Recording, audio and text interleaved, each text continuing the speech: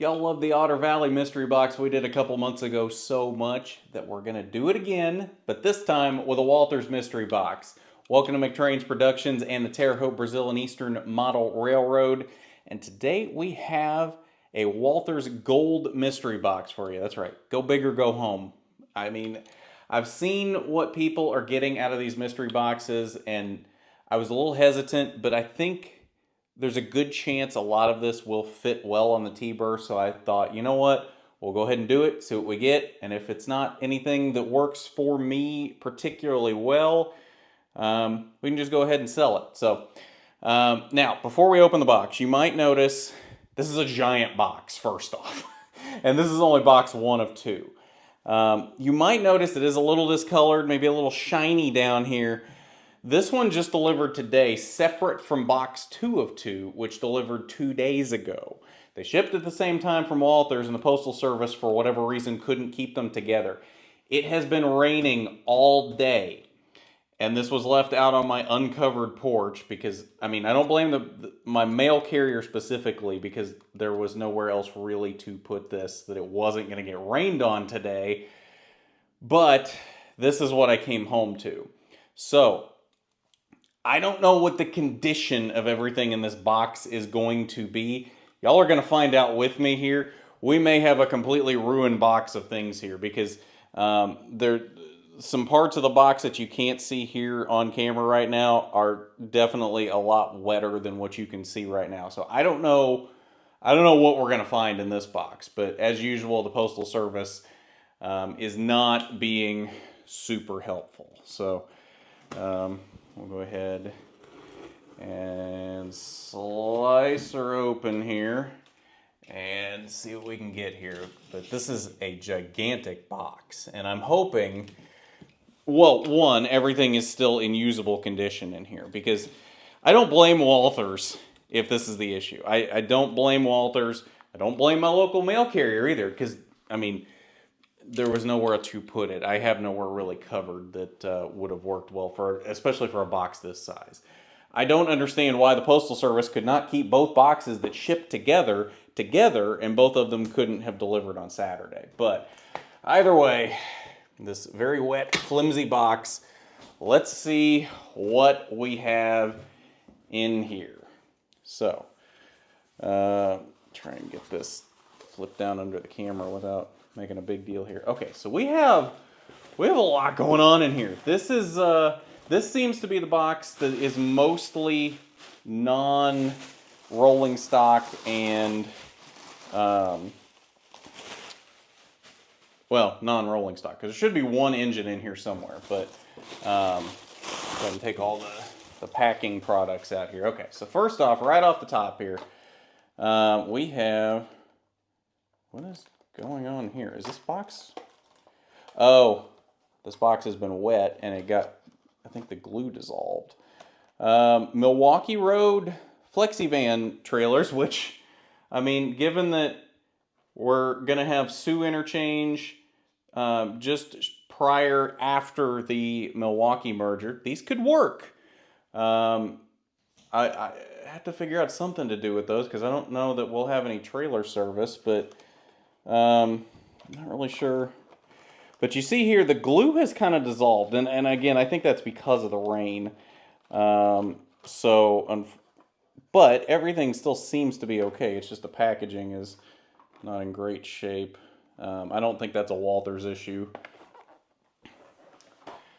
We also have a pair of L&N FlexiVans. These could work as well. I mean, this is L&N territory out here. The CSX line, well, actually, both CSX lines that will interchange with the T-Burr are former L&N lines, so I'm sure I can find some sort of use for those. That could be useful. Then we got a lot of scenery stuff here. What do we got? Okay, we got some containers. These probably are too new for me. I will probably figure out something to do with these. We got a Hanjin container from Scene Master. And you've probably already noticed it already. I'm going to be flashing up the MSRP on the screen. We'll let you know if this is as good of a value as Walthers claims it to be. The gold box, they claim to be a over $1,000 value, and it costs $475. So we'll see what that adds up to here at the end. We got a CP refrigerated container, as well as a Ocean Network Express container. So all of those are Scene Master. Doc, our chief package inspector, is over here, so you might see him momentarily trying to figure out what to do here. Steel warehouse. Now, this one's interesting. I definitely think I can find some sort of a use for that. It may not necessarily be for a steel warehouse, but that does seem to be a fairly generic warehouse factory type of building, so yeah, I think we can find some sort of use for that. I'll have to put some thought into it and figure out what exactly that can be, but yeah, we can definitely use that on the T-Burr somewhere. What else we got here? What is this? This is well, it's a bit of a messed up box. The box itself seems to have been smashed a little bit, but the contents seem to be fine, I think. It is a Scene Master just wagon, I guess. It doesn't really tell me large farm trailer, if I can talk. Okay, so that's what that is. Okay, sure, I can find a use for that somewhere. I mean, that's one of those things. A lot of this stuff are things that I'm like, yeah, I can find a use for that somewhere. I don't know specifically where it'll be, but I'm sure I can find a use for it. Scene Master, what do we call this? International 4900 Fire Department utility truck. Okay. And then we've got a little mail truck here from Scene Master, of course, a USPS mail truck. So that's interesting, as I was just talking smack on the Postal Service. But, you know, it is what it is. What else we got in here? We got a lot of scenery products in here. We got a lot of scenery products in this box. Holy crap. We have a lifelike police station. Yeah, I'm sure we can find a use for that somewhere.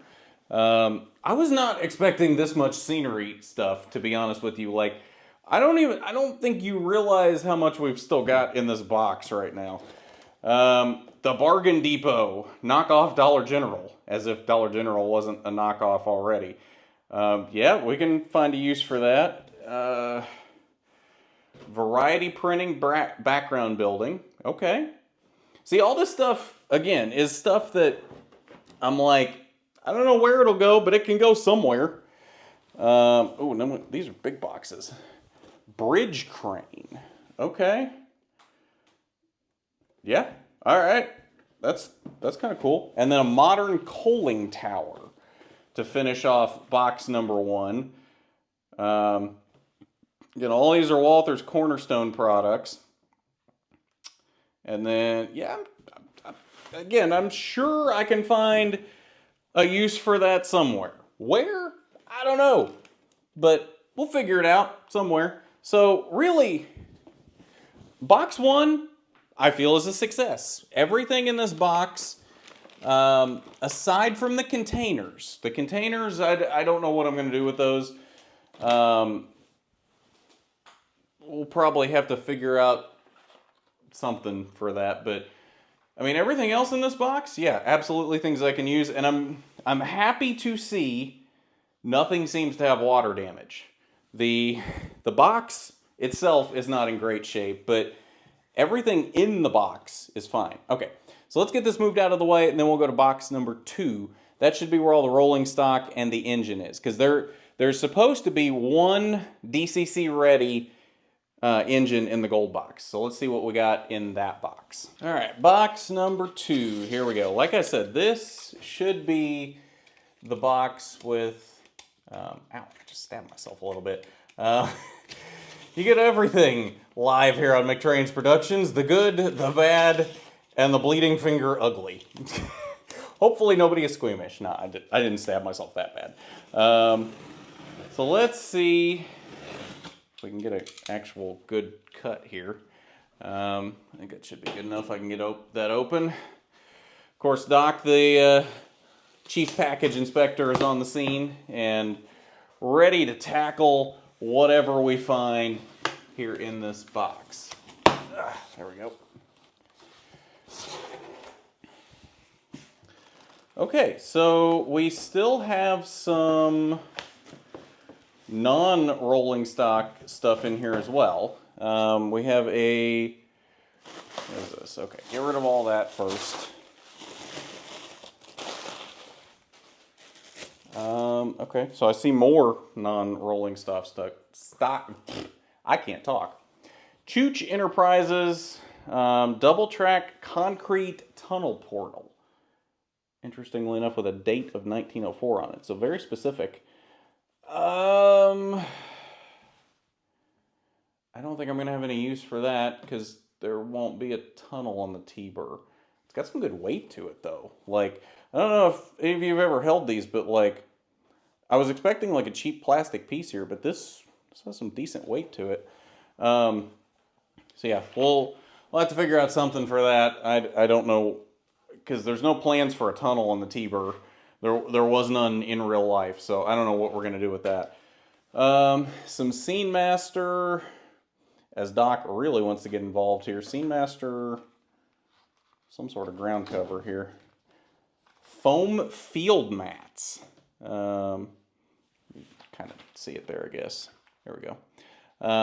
So yeah, got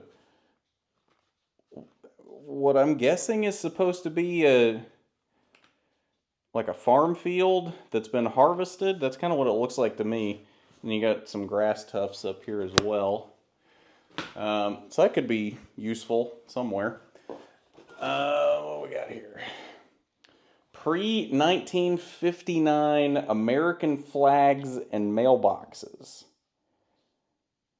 Okay, well, the T-Burr set a little after 1959, but I mean, that stuff should still be around somewhere. That could be believable to use, I guess. Let's see, what do we got here? Okay, we've still got more non-rolling stock stuff here. Okay, more Chooch stuff. What actually is this? Oh, flexible roadways. Flexible distressed concrete roadway with large cracks. Okay, so, okay, I see. That's the road, and then this is this just advertising for other things that Chooch has?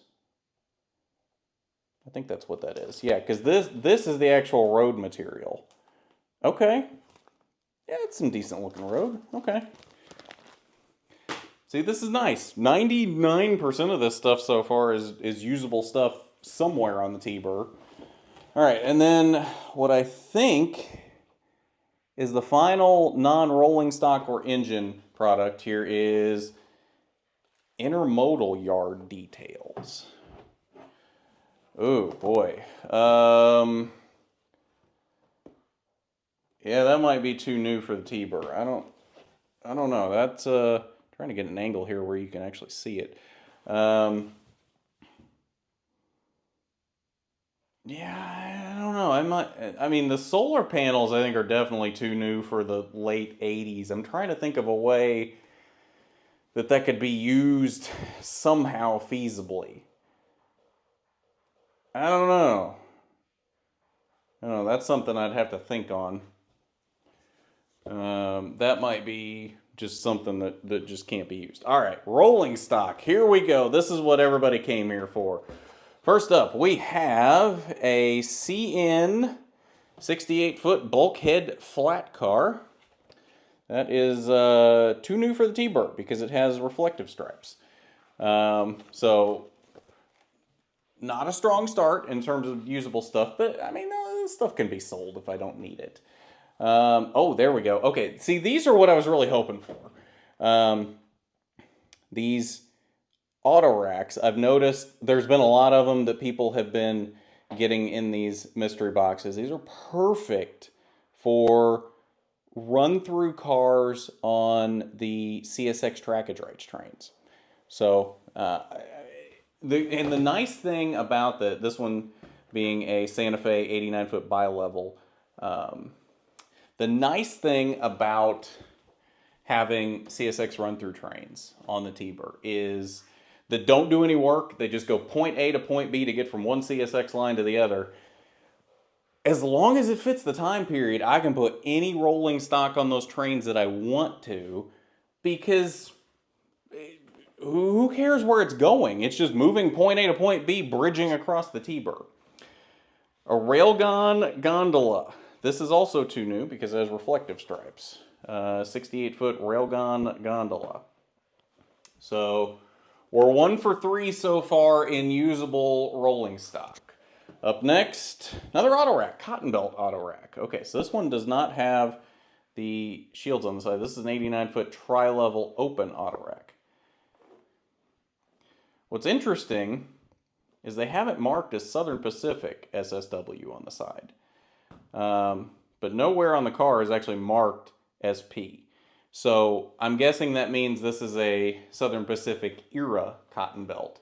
But either way, that is also usable for the T-berth. So we're batting 500 so far. Next up, flat car.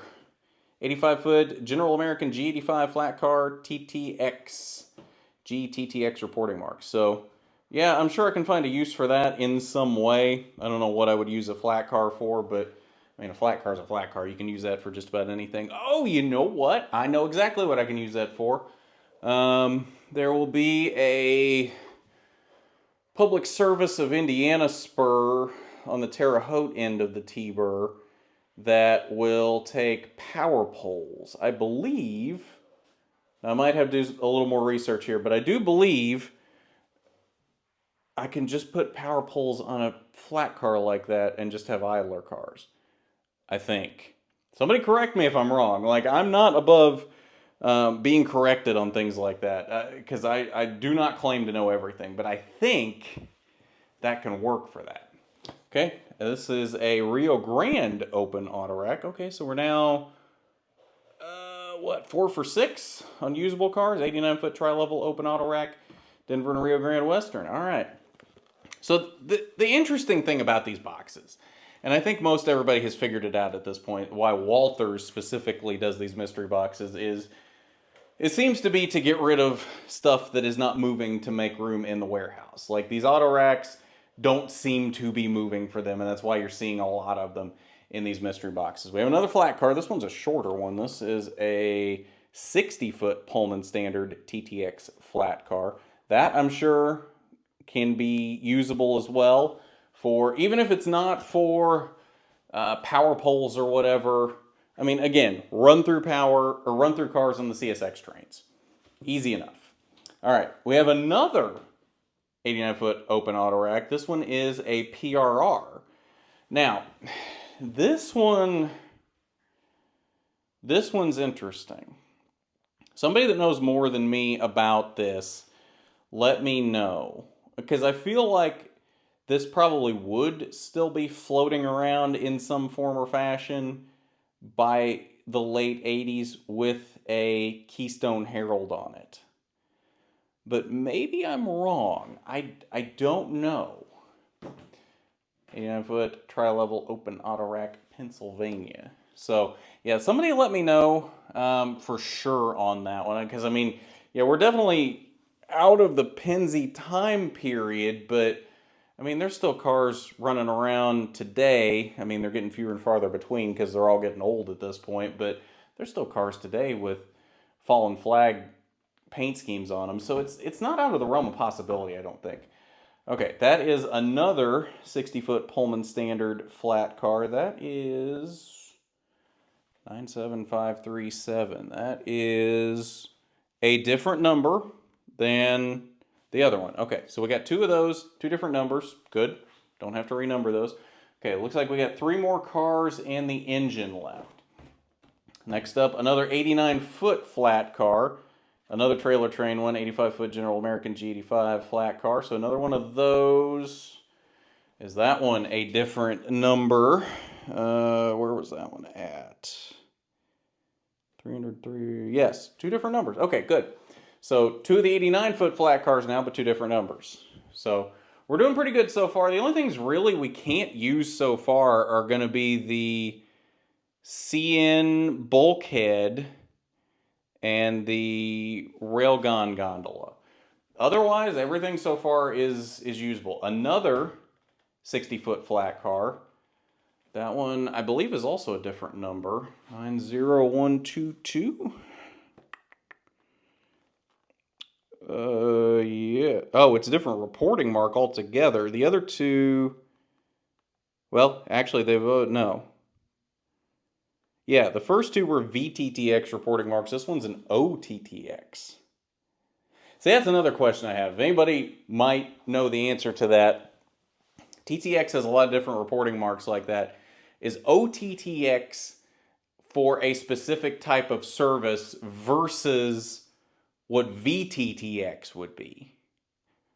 Or is that just because they've got so many flat cars that they need multiple reporting marks? I don't know. Somebody let me know on that. Final piece of rolling stock is going to be, ooh, that's different. That is another flat car. That's a, okay, so it's another 60-foot Pullman standard flat car, but this one is an Erie. No, actually, it's an Erie Lackawanna. Side of the box says Erie, but that is absolutely an EL reporting mark. So, yeah. But, again, can be used. So, we did pretty good on the rolling stock. Now, moment of truth, I have my doubts the engine will be something that I can use. But, let's find out. It is a Walthers mainline something.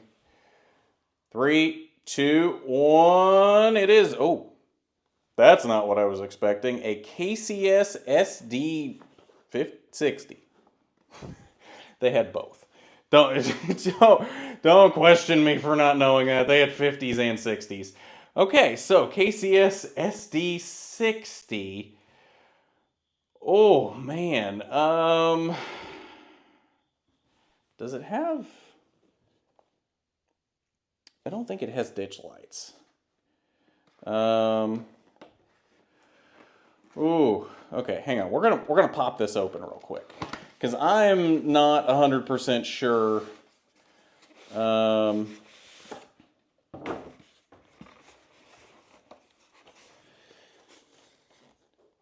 No ditch lights. Okay, so yes. I mean, yes, it could be used as run-through power. I mean, we're really pushing this because when did... I'm going to do some research on this because I don't know the answer to this. I know it's around that time period, but I'm not sure...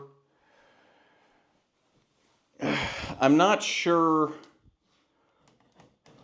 what the answer to that is. I don't know if those were delivered yet. And I guess we can fudge the time period a little bit. We're already proto-freelancing, so I guess that could be some run-through power on one of the Class 1 trains.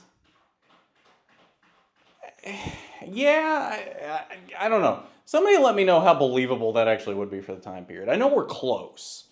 We're absolutely close, but yeah, I think I can justify that. I like how I'm talking through this and thinking through my justification live right here, but I think we can justify that. Okay, so recap of what all we got here, and as we're doing this, I'll flash up on the screen what the total retail price would be for all this, because that's where they're getting this number that it's over $1,000 value for this box is from the retail price, not from sale prices, not from what you'd be as a Yardmaster member. It's what the retail price would be. So we'll flash that up here, and we'll let you know if this is a good value. Everything I've seen, every one of these that I've seen somebody open, it has been over $1,000 value. So it has worked out that way. But to recap here, it looks like I'm trying to remind myself here. We got 4 of these 60-foot Pullman standard flat cars. The KCS SD60, we got two of the 85-foot flat cars. And my camera angle is absolutely awful here. You know what? Let's move it back a little bit here. You know what? That actually I think will work a lot better. Never mind the Superman Daily Planet popcorn bucket newspaper stand. And then we got 1, 2, 3, 4 of the auto racks. 3 of them open sides, and 1 with the shields on the side, that being the Santa Fe. And then we got the railgun gondola and the CN bulkhead flat car. And then all of the other pieces of scenery, I'm not going to dig all that back out for you right now. I think we're going to call it good right there. But that is what we were able to come up with in this mystery box. Like I said, you should have had the total retail price for all this already flashed up on the screen so we can make the decision of whether this box was worth it. This is the highest of the 3 tiers that they have for these boxes. They have the gold, which costs $475, which is supposed to be over $1,000 value. You will have known already whether or not I actually got that value out of this box. The silver tier is $250, and I believe that was supposed to be over a $500 value. And then the bronze tier is $175. It's either $175 or $150. I'll flash it up on the screen right now. And it's supposed to be a $300 value. I don't remember exactly. I didn't pay super close attention to that one. That one, I believe, is mostly detail stuff and may not even have any rolling stock in it at all. The gold is the only one you're going to get an engine in. The silver, I think, is about half and half rolling stock and scenery stuff. And then bronze is supposed to be at least mostly scenery, if not all scenery. But either way, big haul today from this Walthers Gold Mystery Box. Thanks for hanging out, y'all, and seeing what we got in this box. I got lots of pre-orders coming due here within the next couple of months, so definitely keep an eye out for more pre-orders here in the next couple of months. And I actually had an idea today for another series we can do on here that's not specifically building the T-Bird yet, but which that is still coming here within the next couple of months. We will start building that, but I had another idea for something else model train related that we could start doing here soon. Similar to building the T-Bird, but not exactly the same. So I'm going to keep that under wraps for the moment, but keep an eye out for that as we might start working on that here soon as well. But either way, thanks for hanging out, y'all. I appreciate you so very much. Hit that like button, subscribe if you haven't already, share it with your friends, and we will see you in the next one. Have a good one, y'all.